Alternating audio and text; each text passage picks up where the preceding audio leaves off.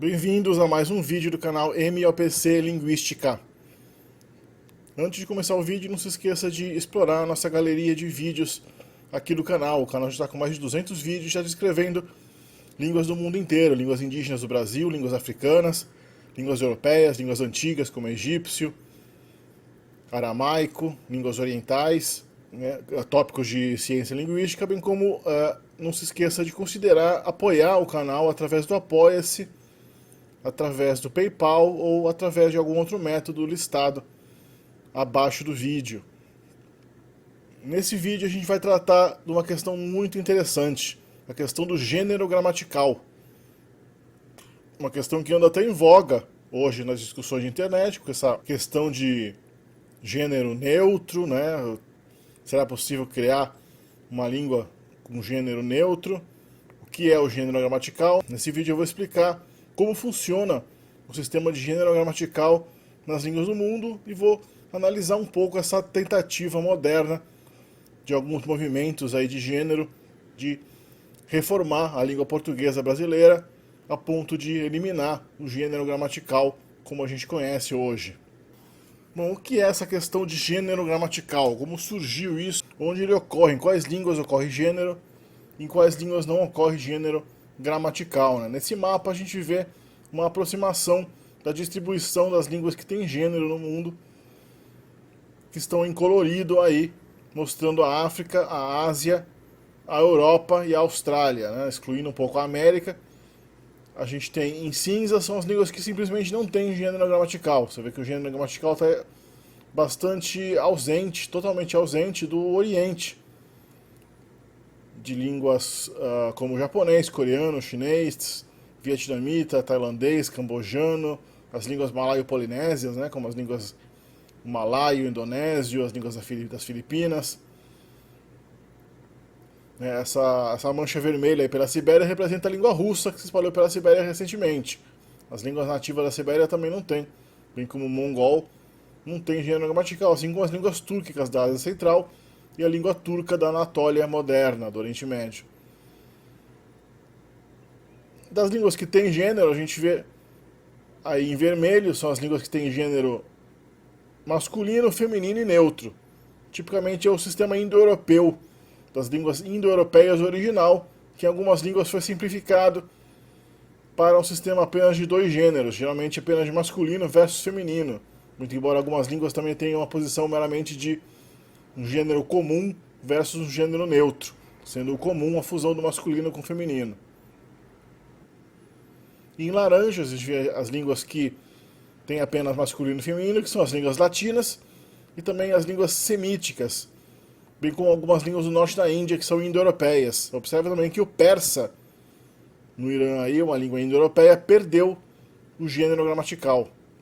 O árabe, o hebraico, bem como o antigo egípcio, a antiga língua da Mesopotâmia, o antigo aramaico, o antigo fenício, e as línguas da Etiópia e da Somália, que pertencem à família camito-semítica, né, ou afroasiática, tipicamente tem a oposição meramente entre masculino e feminino. Elas não desenvolveram realmente um gênero neutro, totalmente separado, e tudo nessas línguas, todos os substantivos são obrigatoriamente ou masculinos ou femininos. A gente vai ver um pouco mais à frente, né? Quanto à concordância de gênero, a gente vê que basicamente tem duas lógicas, né? Dois sistemas de como funciona a concordância de gênero com o substantivo. Geralmente, nas línguas da Eurásia, nas línguas europeias e asiáticas ocidentais, como no árabe, a gente tem um sistema onde o substantivo tem um gênero inerente nele. Todos os substantivos têm um gênero que só tem a ver com o gênero natural, né, com o sexo natural daquele substantivo, se aquele substantivo fizer referência a uma palavra que tem um gênero natural, claro. Os substantivos inanimados ou abstratos têm um gênero que é essencialmente quase que arbitrário, não faz o menor sentido mais, é meramente uma coisa mecanicamente atribuída aos substantivos. Aí tudo tem que concordar com esse substantivo baseado no gênero. E tem algumas línguas que têm um sistema de concordância natural. Os substantivos não têm um gênero atribuídos a si. Simplesmente existe um sistema nos adjetivos, nos verbos, em algumas outras palavras que têm concordância. Essas palavras elas têm um sufixo, um morfema que concorda com o gênero, mas a concordância é meramente natural. Ela concorda com o gênero natural do substantivo a que se refere. Então, por exemplo, se se referir a um ser humano masculino, tem a forma masculina, feminina. Se ele se referir a uma mulher, tem um gênero feminino. Mas se referir a um objeto inanimado, um abstrato, uma coisa que não tem gênero, um animal que não tem gênero claro, ultimamente você vai usar uma outra concordância que é dita neutra, né, ou inanimada. Por exemplo, o tucano, que é uma língua indígena da Amazônia, falada no extremo noroeste da Amazônia brasileira e também na Colômbia, que já tem um vídeo aqui no canal descrevendo a língua tucana, vocês têm que assistir o vídeo de língua tucana aqui no canal, o Darcea, uma das línguas indígenas mais faladas no Brasil. Por exemplo, os verbos, né, no caso aqui o verbo ser varia com gênero. Então, por exemplo, nimi é a forma masculina, concorda com o homem. A forma feminina é nimo. A forma neutra e a forma plural é ni. Ou seja, a forma inanimada, singular, e animada plural é ni. Mas o animado plural é nima, quando são um grupo de pessoas. Então, no tucano a gente não tem esse problema de você ter que escolher um gênero no plural, masculino ou feminino, para se referir a um grupo misturado de pessoas. No português e na maioria das línguas que tem masculino e feminino, tipicamente a gente usa o masculino como referência genérica para um grupo de pessoas de ambos os sexos. No tucano esse problema não existe. Existe um sufixo ma no verbo que é um animado plural que vai para, seja um grupo só de homens, ou um grupo só de mulheres, ou um grupo misturado de homens e mulheres. Já aqui a gente observa o sistema tipicamente indo-europeu, que é presente nas línguas da Europa e algumas línguas da Índia e da Pérsia, que tem 3 gêneros, masculino, feminino e neutro, e esses gêneros realmente ocorrem em todos os substantivos de maneira arbitrária. Eles só fazem sentido quando se referem a seres humanos, né? Geralmente a palavra para homem, mulher, menino, menina bate com o gênero real, mas aqui a gente tem 3 substantivos: nóż, que é faca, ściana, que é parede, e miasto, que é cidade, em polonês. Nóż é masculino, então o adjetivo aí está dobry, com y no final. Esse y marca a concordância masculina, é o adjetivo bom no masculino. Já se a parede é boa, o dobre tem que mudar para dobra, bem como o demonstrativo este aí muda de ten para tá. É típico das línguas indo-europeias que o gênero feminino é marcado com a no final, ou às vezes e ou i. E no neutro a gente tem to dobre miasto, a cidade boa. Dobre é a forma neutra do adjetivo. Já no sistema camito-semítico, como eu disse, só existem 2 gêneros, masculino e feminino. Então tudo é um ou outro. Por exemplo, shari, rua, pertence ao gênero masculino. Então o adjetivo bom, que é jayed, não tem marcação nenhuma. Ou seja, o gênero masculino é o gênero não marcado. Aquele gênero que não tem um sufixo só para ele. Ele simplesmente é o gênero básico da língua. Já a palavra Medina é cidade. Então cidade boa é al-Medina al-Jaida. Aí recebe esse A no final, que eu marco com um trema, né, que é uma letra especial do alfabeto árabe, né, você tem que assistir aqui o vídeo de língua árabe, também um tutorial de alfabeto árabe no canal, para saber do que se trata, mas o adjetivo concorda com o substantivo Medina, então ele vai para o feminino, recebe esse A no final. Agora uma coisa muito estranha acontece no árabe, que não acontece nas outras línguas semíticas. Quando o substantivo, que se refere a uma coisa inanimada ou abstrata, vai para o plural, o adjetivo não vai para a concordância, seja masculina ou feminina plural, ele vai para o feminino singular. Ou seja, o substantivo inanimado, ele leva o adjetivo e o demonstrativo dele para o feminino singular. É como se o feminino singular, na verdade, fosse uma espécie de gênero neutro plural. Ao contrário, a gente vê aí embaixo, né, quando o referente é animado, como homens e mulheres, o adjetivo tem uma terminação típica de cada gênero. Então a gente começa a ver aí que, por exemplo, no árabe, bem como em línguas indo-europeias, a gente vai ver que muitas vezes existe uma confusão entre o inanimado plural e o feminino, como se a feminilidade fosse uma espécie de coisa inanimada em grandes quantidades, como se fosse uma forma mais elevada do inanimado, ou como se o próprio inanimado fosse uma versão simples do feminino. Então a gente vê que nas línguas indo-europeias, quem já estudou línguas eslavas, latim, grego, até certo ponto sânscrito, você vê que a terminação que marca o neutro plural é bem parecida, se não idêntica, à terminação que marca o feminino singular, que é o mesmo que a gente vê em árabe. Né? O adjetivo inanimado plural tem a terminação do feminino singular. Mesma coisa no latim, como a gente vê aí, templum faz o plural templa. Esse A no final marca o neutro plural. Opus, que é um trabalho, uma obra, faz o plural ópera. Inclusive a nossa palavra obra vem daí, do plural de opus. Ópera vira obra. A palavra acum, que ocorria no latim arcaico, já no latim clássico, na época do Império Romano, na época de Júlio César, esse singular tinha caído em desuso e a palavra tinha sido reinterpretada como o plural da palavra acum, que é aqua, tinha sido reinterpretada como um feminino singular. Então, aqua no latim clássico já era vista como um feminino singular, porque a terminação, afinal de contas, é a mesma. Né? Mas o interessante é que no sistema indo-europeu, nas línguas indo-europeias, se a gente estudar as línguas indo-europeias clássicas, a gente vê que tem uma categoria de palavras, uma série de palavras em quase todas as línguas indo-europeias antigas que ainda exibe um sistema que parece ser mais antigo, mais arcaico que o sistema de 3 gêneros. Que são essas palavras que no latim a gente conhece como a terceira declinação. As palavras que terminam justamente, que no português, elas foram herdadas pelo português como essas palavras terminam com E. E isso é interessante, né? Essa tentativa de criar uma língua de gênero neutro pelas feministas e transexuais modernas, usa justamente esse E, essas palavras da terceira declinação, que terminam com E e não tem variação masculina e feminina, e tentam generalizar esse E para toda a língua de modo a apagar a declinação vocálica da primeira e segunda declinação, que tem a distinção entre os 3 gêneros. Então, por exemplo, a gente tem o latim fortis, que é o adjetivo forte, na forma masculina e feminina, ou seja, forma animada. Em contraste com forte, que é a versão neutra do adjetivo. Isso acontece com também muitos substantivos. O substantivo, claro, não varia em gênero. Mas os substantivos em latim que pertencem a essa declinação, eles podem ser tanto masculinos quanto femininos, não muda. Não tem uma terminação específica do masculino e do feminino. Ambos os gêneros naturais são representados pelas mesmas terminações.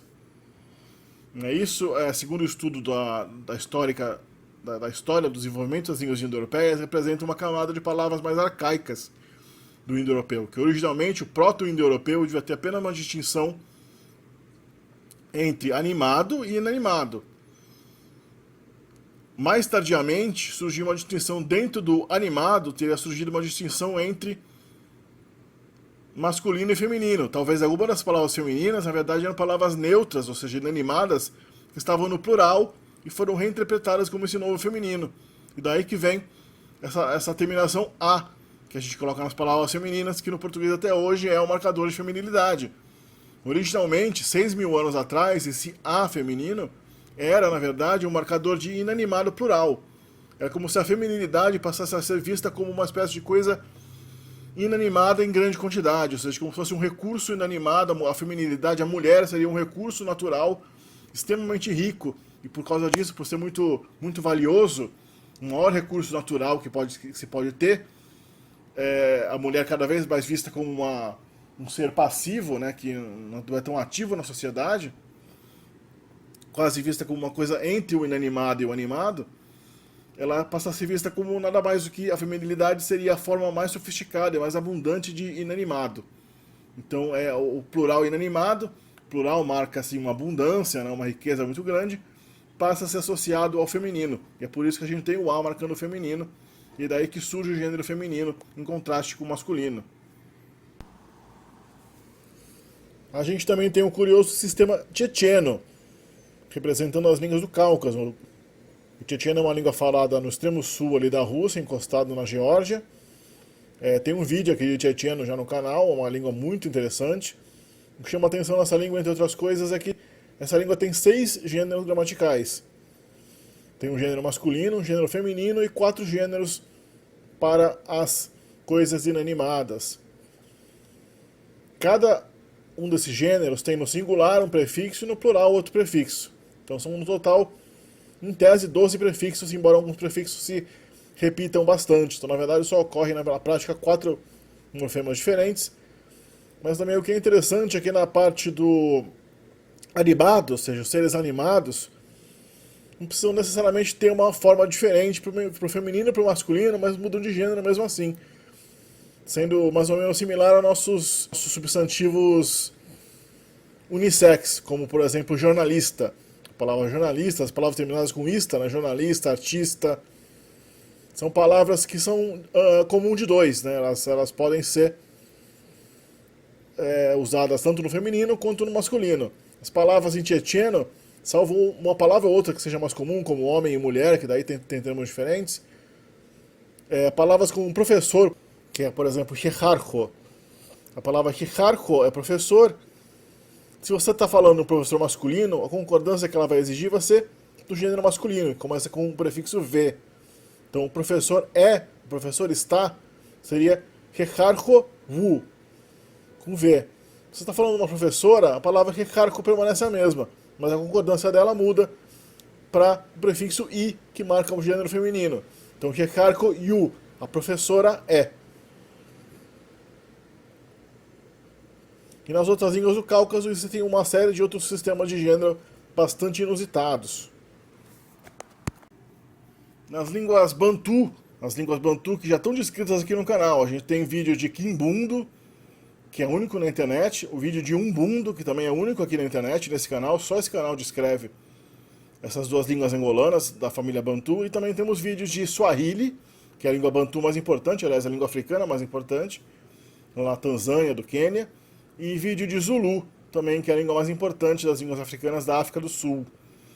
Então esses 4 vídeos de línguas Bantu vão dar para vocês uma noção bem clara de como funciona o sistema de gênero nessas línguas, que é absolutamente fascinante. Essas línguas chegam a ter 8, 10 gêneros gramaticais, sendo que cada gênero tem seu próprio morfema de concordância no singular e no plural, ou seja, você tem que essencialmente escolher entre uma gama de 16, 18, 20, 24 morfemas de concordância quando você coloca um adjetivo, um verbo ou um demonstrativo em concordância com um determinado substantivo, né? Então, mas o mais curioso ainda é que, apesar de toda essa riqueza de morfologia, de gêneros, não existe distinção entre masculino e feminino. Existe um gênero humano, que tem a mesma terminação, tanto faz se é masculino ou feminino, não tem distinção de homem e mulher. E os outros gêneros da língua servem para uma série de categorias inanimadas ou vegetais.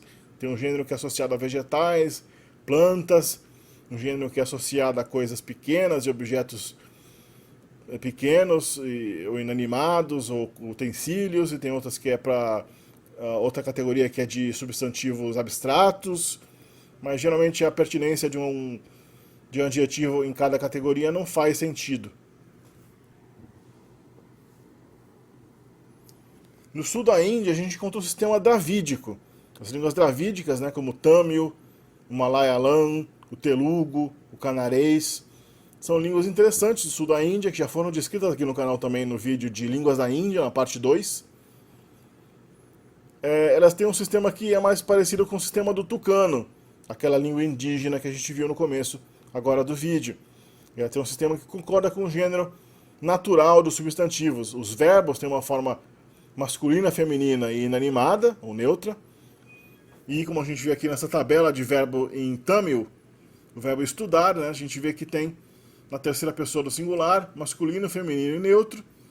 No plural a gente vê que tem meramente uma distinção entre gênero animado e gênero neutro. Isso só na forma presente do verbo, né? Quem quiser mais detalhes, assistam os vídeos de Línguas da Índia aqui no canal, especialmente a parte 2 do vídeo de Línguas da Índia. Voltando para o sistema indo-europeu, a gente vê que, na verdade, o hitita é uma das maiores evidências de que as línguas indo-europeias originalmente só distinguiam entre animado, ou seja, ou humano, né, e inanimado, ou não humano. Porque o hitita, que é a língua indo-europeia mais antiga que é conhecida, uma língua que foi descoberta no início do século XX, era falada na Turquia antiga, mais ou menos entre 4.000 e 2.500 anos atrás. Essa língua hitita só tinha distinção entre o animado e o inanimado. E a pesquisa histórica mostra que o hitita e seus parentes, né, da família, do grupo anatólico de línguas indo-europeias, na verdade nunca tiveram um gênero neutro. Elas registram uma fase evolutiva do indo-europeu mais antiga do que a fase que deu origem às línguas indo-europeias dos outros ramos, inclusive o próprio sânscrito, o persa antigo, o antigo avéstico e, claro, o grego, as línguas eslavas e tudo mais, germânicas e latinas. Então o hitita é uma evidência bastante clara daquilo que eu falei quando eu estava falando do latim. Essas palavras da terceira declinação latina são uma sobrevivência desse sistema antigo indo-europeu que no hitita é total. Ele é ainda um único sistema, meramente animado versus inanimado. Uma coisa interessante que a gente vê no vocabulário, né, tanto das línguas indo-europeias quanto das línguas camito-semíticas, é que existe uma tendência muito forte às palavras abstratas, substantivos abstratos, falam de conceitos abstratos como beleza, rapidez, astúcia, inveja, qualidade. Né? Acabei de dar essa lista, né? Em português todas essas palavras que eu falei são femininas. É interessante que há uma tendência nas línguas que têm gênero a formar o abstrato a partir do feminino. Não se sabe a origem exatamente dessa lógica, né? Por que uma coisa abstrata vem do feminino, talvez pelo feminino ser visto como uma coisa mais fugaz, mais incompreensível, mais o famoso mistério das mulheres, o que as mulheres querem, o que as mulheres desejam, ninguém entende as mulheres, então também os conceitos abstratos, que são vistos como algo que é mais difícil de compreender, né, do que uma coisa concreta, mais sofisticada, também é associado à feminilidade. Então por isso que a gente tem esses sufixos aí como esa, dade, né, no alemão também, né, sufixo ung, sufixo heit, keit, que são sufixos femininos que formam, a partir de adjetivos ou de substantivos, eles formam substantivos abstratos. Nas línguas indo-europeias tem também uma coisa interessante, né? Só as palavras dos gêneros animados, ou seja, o masculino e o feminino, distinguem entre sujeito e objeto, né? Que são aquele caso nominativo e o caso acusativo. Os substantivos do gênero neutro tipicamente não variam em nenhuma língua indo-europeia, eles variam entre o nominativo e o acusativo. Isso vale para as línguas eslavas também, para as línguas germânicas. Você vê que em alemão o artigo das, ele vale tanto para o nominativo quanto para o acusativo. Das Haus não muda, né? Já der muda para den. Mesma coisa acontece em latim, acontece em grego, acontece em sânscrito, que as palavras neutras não têm uma forma específica do acusativo. E, curiosamente, essas palavras também elas tendem a ter a mesma forma do masculino acusativo. O masculino acusativo em latim é formado com M, e o masculino acusativo em grego também é formado com N. E esse mesmo M no latim e N no grego também é a formação do gênero neutro nessas línguas.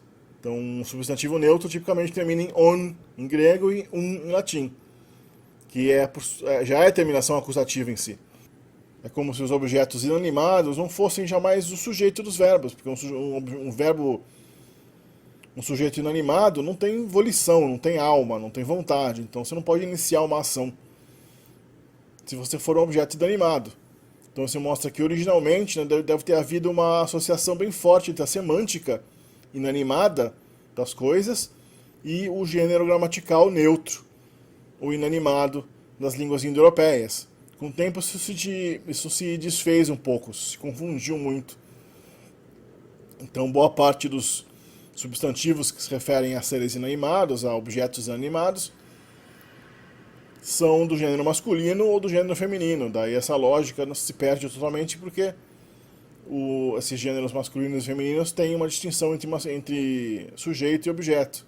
Mas é possível que originalmente, né, o gênero neutro fosse nada mais do que um gênero masculino que fosse afetado por uma ação. Se você está afetado por alguém, se você foi afetado por uma ação, se você sofreu uma ação, se você é o objeto direto de um verbo, Se você sofreu uma ação, você é visto como algo que está inanimado, uma coisa que não tem iniciativa própria, que não tem vida, que não tem alma, que está sofrendo alguma coisa, mas não é o iniciador de uma ação. Só um homem ou uma mulher podem ser iniciadores de uma ação, ou seja, só o gênero animado pode ser iniciador de uma ação e pode ser sofredor também. É por isso que é importante você marcar a diferença entre o sujeito e o objeto do gênero masculino e feminino, porque se referem a pessoas. Já o gênero neutro, originalmente, provavelmente não ocorria na posição do sujeito nas línguas indo-europeias. É por isso que não tinha marcação separada para isso.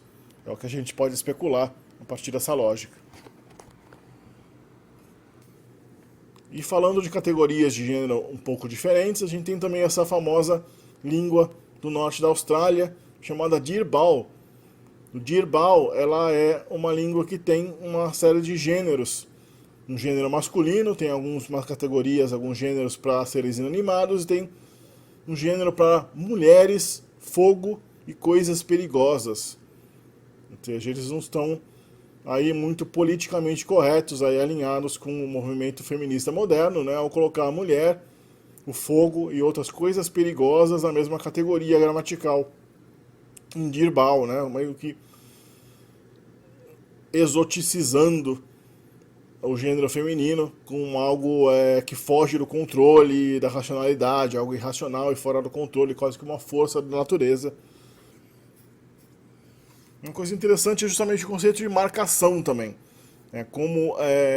Na maioria das civilizações, na maioria das sociedades, acho que a quase totalidade das sociedades humanas, especialmente quando a gente passa para a agricultura e tem uma maior especialização nas ocupações humanas, surgem várias profissões diferentes.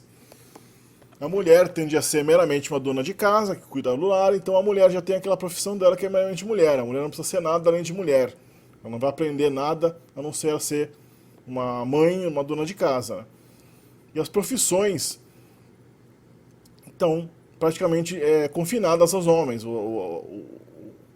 As atividades profissionais estão confinadas aos homens, é por isso que todos os homens de profissão, com raras exceções, as coisas como enfermeira, parteira, babá, né, que são relacionados ao sexo feminino, tipicamente a gente tem o nome das profissões, das atividades sociais humanas, tipicamente no masculino. A forma básica está no masculino e a forma feminina é uma forma derivada, que precisa de um sufixo para ser marcada como feminina. Então a gente tem, né, ator e atriz, professor, professora, né, músico e musicista, e assim por diante.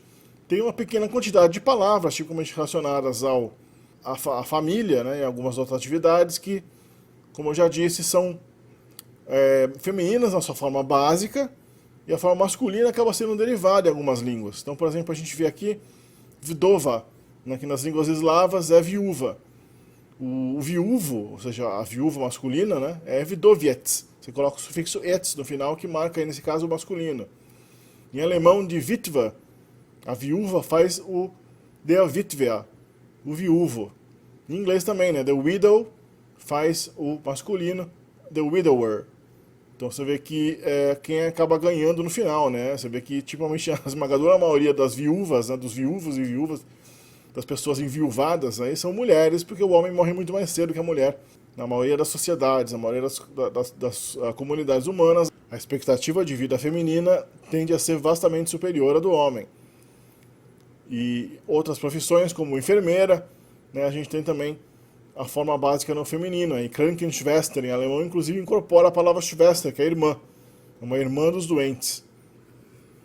Não é só no português que a gente tem tentativa de criar uma língua neutralizada quanto ao sexo, né?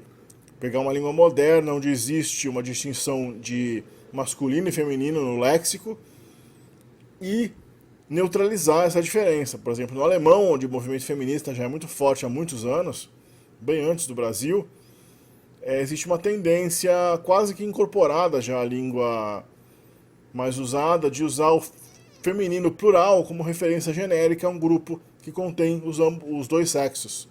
Então a gente tem der Lehrer, que é o masculino, o professor, o feminino die Lehrerin, teria o plural do masculino, que é die Lehrer, o plural do feminino, que é die Lehrerinnen, mas esse plural, quando é escrito com I maiúsculo, die Lehrerinnen, seria um plural genérico, ou seja, a forma feminina passaria a ser usada como uma forma para marcar um grupo que contém ambos os sexos, ao contrário do alemão normal, tradicional, onde a forma masculina no plural, que seria Lehrer, seria usada para se referir ao grupo genérico de professores e professoras.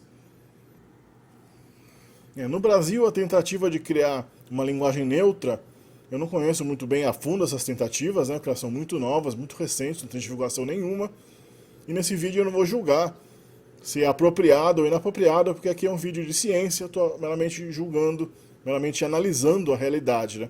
Seria possível a gente realmente criar uma língua portuguesa realmente desprovida de qualquer sexualidade, qualquer distinção de gênero no vocabulário?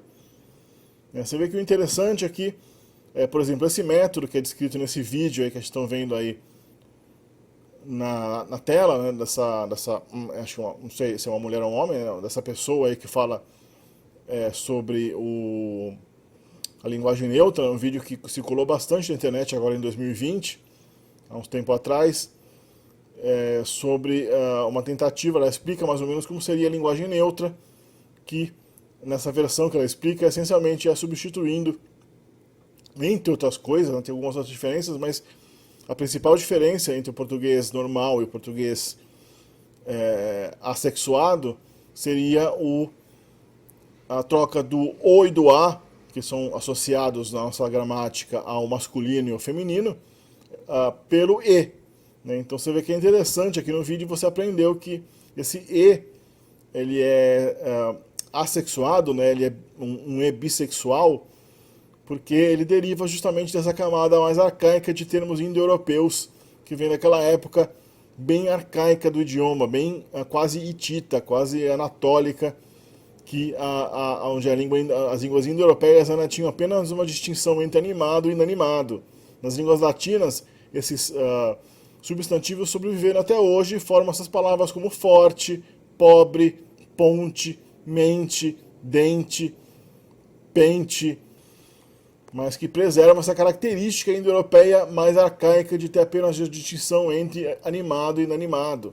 Então quando a gente está aqui no português, vendo aí um vídeo no Instagram, no YouTube, de alguém propondo essa forma de português, onde você substitui o e o a masculino e feminino pelo e bissexual final, a gente está reavivendo uma coisa que o indo-europeu já teve como quase universal. Isso é interessante, uma característica de 6 mil anos, 7 mil anos, a nossa língua aqui está sendo inconscientemente, né, de maneira... eles não sabem o que estão fazendo, mas é interessante que estão meramente trazendo de volta uma coisa que já foi do ancestral remoto da nossa língua, lá no sul da Rússia, ali do Mar Cáspio, onde nasceu o antigo indo-europeu. Seria possível realmente reformar a nossa língua brasileira nesse ponto?